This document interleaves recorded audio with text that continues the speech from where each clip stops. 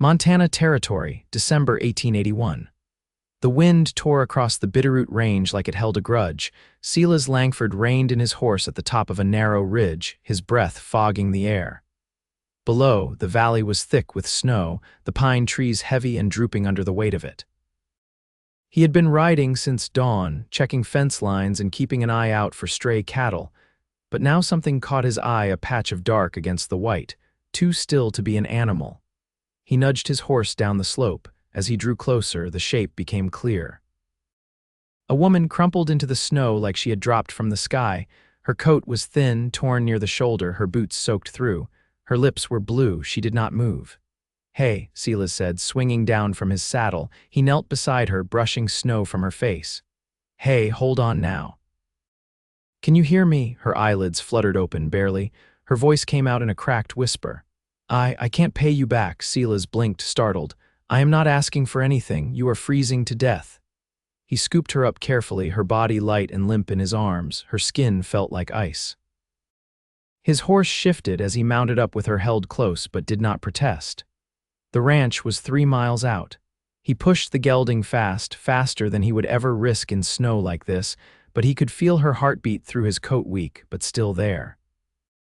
When they reached the cabin, Silas burst through the door and laid her on the bed near the stove.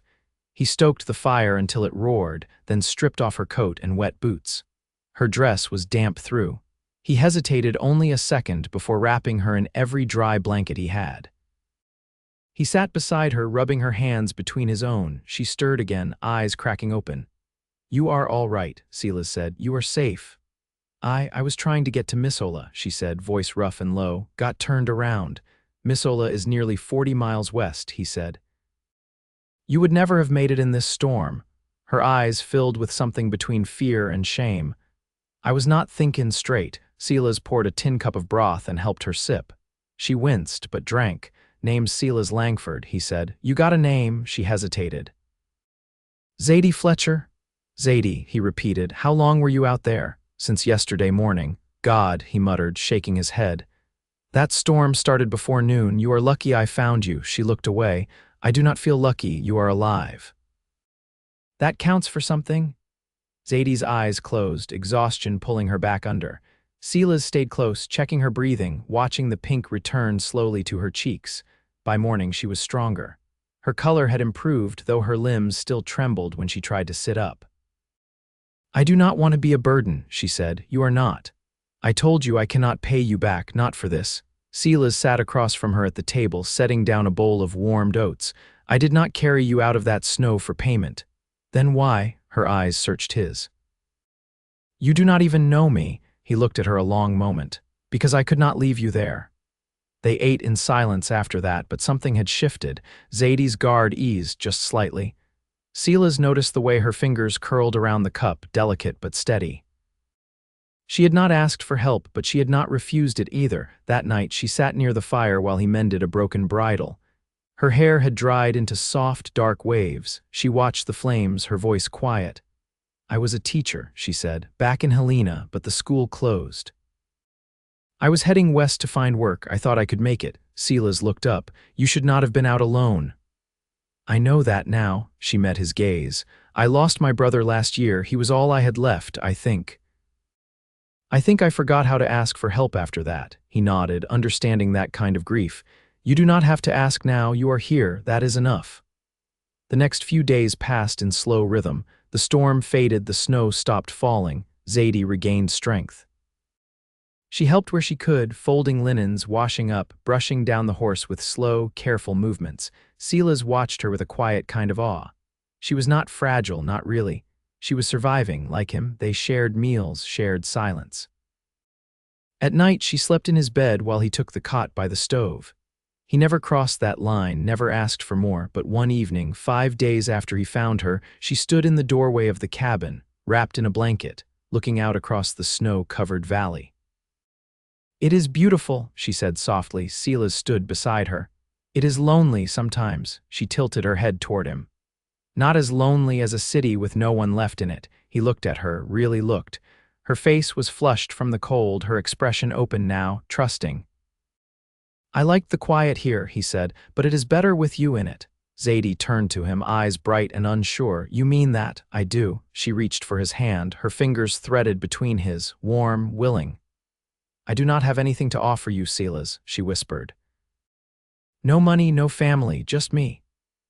That is all I want, he said, and then she stepped into him, pressing her forehead to his chest. He wrapped his arms around her, holding her close. Outside, the snow began to melt under the pale sun. Inside, something new had taken root, something warm. Something real. On the 7th morning, Zadie opened the cabin door before Silas could stop her. The air was sharp and brittle, the sky pale as hammered tin. She stepped out slowly, leaning against the doorframe. Her breath hitched, but her legs held. Silas turned from the woodpile. You should take it slower. I need my legs under me, she said, not looking at him. I've been still too long. The tracks of a rabbit curved near the edge of the clearing. She watched them, quiet. There's a river down that way, he said after a moment, gesturing with his chin. Frozen now, but in spring it runs clear. You can see the trout swimming upstream. Zadie's lips parted just slightly. I haven't seen a river in months. You will. He set another log on the pile. Spring's not so far off. She looked at him then. You talk like I'll still be here come spring, he straightened. I'd like that. Zadie didn't answer. Instead, she stepped back inside, slow but with more surety than before. That evening, she lingered near the stove while he cleaned the barrel of his rifle. The lantern cast soft light across the room. Outside, the wind had gone still. I've been thinking, she said. There's a woman in Phillipsburg I knew once, widow named Agnes. Took in boarders, ran laundry. She might still be there. Silas didn't look up. You want me to take you? I don't know. Her fingers hovered near the kettle, not touching. I just thought I ought to say it out loud in case. He set the cloth down. You're not beholden to me. If you've got someone who might take you in, I'll see you there safe. Zadie turned. That's not what I meant. What did you mean? She opened her mouth, closed it again. I don't know yet. Silas nodded once and didn't press. The next day, she asked to help with the chickens. He handed her a basket without a word. She moved carefully among the coops, slow but determined. When she returned, she had 4 eggs and a faint flush in her cheeks. That night, they ate cornbread and beans. She chewed slowly, watching the firelight flicker across the floorboards. I used to think I'd marry a man who read poetry, she said suddenly. Or at least spelled properly. Silas raised an eyebrow. I can spell all right, she smiled, but it faded quickly. Just funny, the things you think matter when you're 16. He leaned back in his chair. When I was 16, I thought I'd end up in Kansas City. My brother had a job lined up with the rail office, said we'd have steady pay, warm beds, suits to wear. What happened? He didn't come back from the war. Zadie was quiet for a long time. I'm sorry. I stopped waiting on steady pay after that. Came north, took what work I could. She looked down at her empty plate. You ever think about leaving this place? Sometimes, when the snow's too deep to ride and the wolves howl all night. But then the sun comes back, and I remember what it feels like to breathe clean. She glanced over at him. You don't talk much about yourself, neither do you. Zadie pushed her plate away. I used to sing in a choir back when I still thought Sundays were for dresses and baked apples. Silas's eyes softened. You sing now, not anymore. He didn't ask why. Later, after she'd settled beneath the quilts, she called out, her voice hushed but steady. Silas, he looked up from the cot. Thank you for not asking more than I can give. He nodded once, not trusting his voice. The wind shifted outside, rustling the eaves. Inside, the silence felt full, not empty. Like something waiting to bloom. By the 2nd week, the snow had crusted over hard enough to walk without sinking. Silas had started clearing a path to the woodshed, and Zadie followed its worn track one morning, her boots crunching with each step. She wore one of his old shirts under her coat now, the sleeves rolled, her hands tucked into her sides for warmth. He was chopping kindling, axe rising and falling in the still air. She didn't speak right away, just leaned against the shed and watched.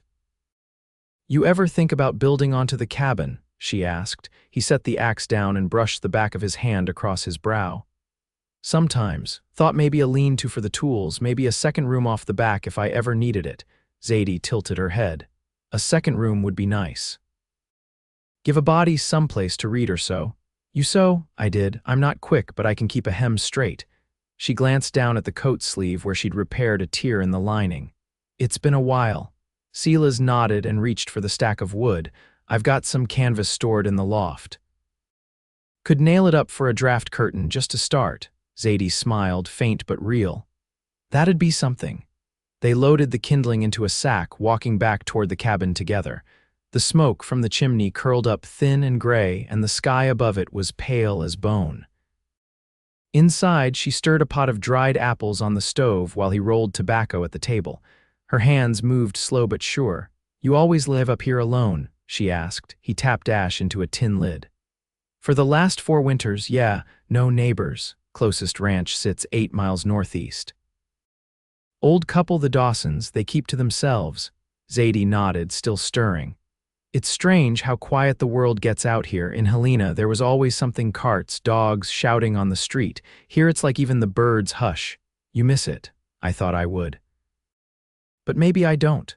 The apples bubbled low in the pot. Zadie dipped a spoon, tasted it, then set it aside. "You ever been in love?" she asked, eyes still on the stove. Silas didn't answer right away. "Once." She turned, waiting. "Her name was Me. Met her in Lewistown when I was hauling freight. Pretty smart. We talked about raising sheep out on the flats." He rubbed his palm against his thigh. "Didn't work out." Zadie didn't pry. "I was engaged once," she said after a beat. "He was a printer, worked in a shop across from the school. Said he liked the way I read aloud." "What happened?" "He left. No letter. Just gone one morning. His landlady said he'd taken a job out east." She gave a soft, brittle laugh. "I cried for 2 days, then I packed up and kept going." Silas stood and crossed to the stove. He offered her the tin cup from the shelf. "You're not the kind to stop moving, are you?" "I didn't think I was." She poured the apple mixture in. "But lately I've been wondering if moving on's just another way of staying lost." He swallowed hard and took the cup from her hands, their fingers brushing. "I'm not lost anymore," she said quietly. The fire popped behind them. He didn't move, just stood there, holding the cup and watching her. "I know this place isn't much," he said. "And I know you didn't come here by choice." Her brow furrowed. "Silas, but if you wanted to stay," he went on, voice steady, "I'd make room, not just with a curtain or a second room. I'd make space for you however you needed it." Zadie's eyes didn't waver. "I don't want to be taken care of." "I wouldn't do that to you," he said. "I'd walk beside you." She looked down at her hands, then back up at him. "I'd like that." He didn't reach for her, didn't close the space. Just waited, and Zadie, slow and sure, stepped toward him. Outside, snowmelt dripped from the eaves, soft and steady. Inside, the silence no longer felt like waiting. It felt like arrival. The days lengthened slow, like the land testing the warmth before it gave in to spring. The snow didn't vanish all at once. It thinned in streaks, pulled back from the bases of trees, turned to slush along the southern slope of the hill where Silas kept a line of fence posts. Zadie had taken to walking there in the afternoons, her stride more certain now, her breath steady even on the incline. Silas watched her from the barn one morning as she bent to pick a sprig of early yarrow near the fence. The wind tugged strands of her hair loose, and she tucked them behind her ear with a motion that had become familiar to him, though she never did it the same way twice. "I found a cracked beam under the loft," she said that evening, brushing her hands on her skirt as she stepped inside. "Just above the grain sacks. It's splintering bad." "I'll shore it up tomorrow," Silas said, setting down the whetstone he'd been using to hone the blade of a draw knife. "Good eyes." "I used to live above a stable," she said, unwrapping a cloth parcel she'd brought in from the back stoop.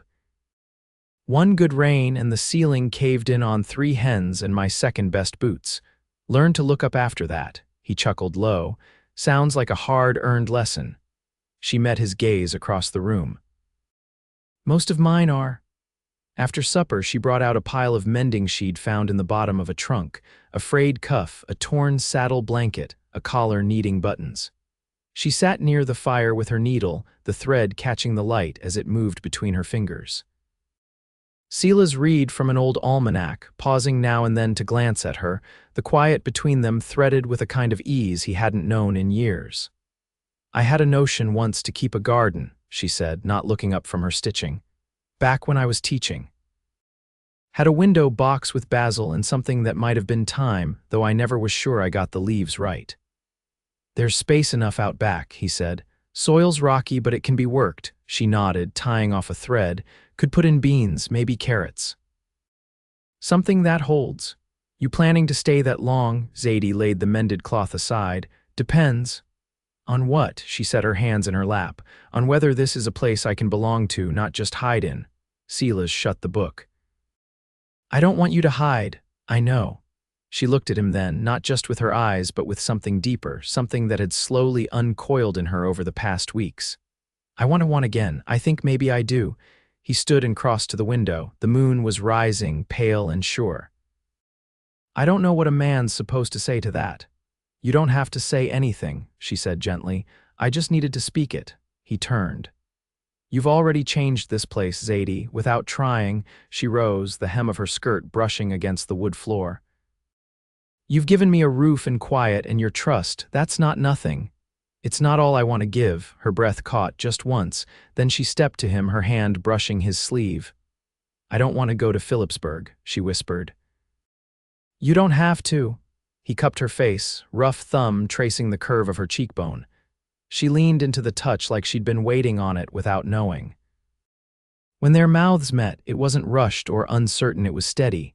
A promise built on every silence they'd shared, every gesture that had passed between them without words. Later, with the fire burned down to embers, she pressed her forehead to his chest, her voice quiet. I can't promise I'll never be afraid again. I wouldn't believe you if you did. But I'll stay, she said. If you'll have me, he held her tighter. You were mine the day I saw you in the snow and knew I couldn't walk away. Outside, the wind moved through the trees in a hush, and inside, the cabin held the warmth of something lasting. By March, the thaw reached the valley in earnest. Water trickled from the hills in thin, winding paths, soaking the earth until it gave off that rich, living scent that always reminded Silas of beginnings. The fields, still patchy with frost, softened underfoot, and the horses kicked up mud instead of snow when they moved through the pasture. Zadie stood knee-deep in the vegetable plot, sleeves rolled and palms edged with soil. She'd spent the morning breaking apart the frozen crust with a hand hoe, her face streaked with effort and something close to joy. Silas had offered to help, but she'd waved him off with a look that said she needed to earn this work with her own hands. He watched from the porch, a small plane shaving curl after curl from a pine board across his lap. He was shaping a cradle rail. Not because they needed one yet, but because he wanted to be ready when they did. Your soil's got too much clay, Zadie called without looking up. I'm going to need ash or sand to break it out before I plant anything decent. You'll get it, Silas said. There's an old pit east of the ridge. I can haul down buckets tomorrow. She nodded once, then sank to her knees and began pulling out root tangles with a quiet ferocity he'd come to recognize in her. She tackled the land the way she did everything with a steadiness that didn't ask permission. That night, Zadie brought out a folded paper from the chest. It was creased and stained at the edges, the ink faded in places but still legible. She laid it flat on the table between them. This is what I had when I left Helena, she said. A contract for a teaching post in Idaho Falls. Start date was last November. Silas looked over the page. You planning to write and tell them you won't be coming? She tilted her head, considering. I think I already did. He reached across the table, his hand closing over hers. You sure? I am, but I want to do something here too. Not just plant beans and fold bedding. There's the Dawson girl up the ridge. She's near 6 now. Her folks mentioned her not knowing her letters last time I saw them. Zadie looked at him, brows lifting. You think they'd let me teach her? They'd be grateful. I'll ride up and ask, she exhaled, slow. Maybe someday there'll be more children, not just hers. Silas held her gaze. I hope so. The next morning he brought her a stack of old journals from the loft, some his brother's, a few from the man who'd built the cabin before them. Zadie spent hours reading through them, tracing the shape of the land's memory, names long buried, stories folded into margins. There was a woman who lived here once, she said, running a finger along a line of faded script. Eliza Rourke said the wind here carried voices. She used to sing to keep them company. Silas leaned over her shoulder. You think she'd like the way you filled the place? Zadie closed the book gently. I hope so. By April, the first shoots showed green at the edge of the field. The wind still bit, but it no longer carried ice. Zadie had begun teaching the Dawson girl beneath the cottonwood tree, using stones and carved sticks to build her letters. One evening, as the sun dipped behind the far ridge, Silas led her out to the southern edge of the pasture. He'd cleared a patch of ground, driven 4 new posts into the earth, and strung a wire gate between them. Beyond it, the land sloped gentle and bare. This was my brother's planned sheep field, he said. He never got to use it. Zadie's fingers curled around the top wire. You want to plant something here? He nodded. I want to build something with you. She turned to him fully. You already have. They stood there without speaking, the sky deepening above. Then she reached into her coat and drew out something wrapped in cloth. She passed it to him. Inside was a small, carved wooden bird, the wings rough-hewn but balanced in shape. It was his original whittling knife's handle she'd used for the body. He hadn't seen it in weeks. I found it under the stove, she said. Figured it didn't want to be a handle anymore. He turned it over in his hand. It's beautiful. I made it for the shelf, she said, her eyes soft, for the kind of home where small things matter. He slipped the carving into his pocket, then took her hands and stepped in close.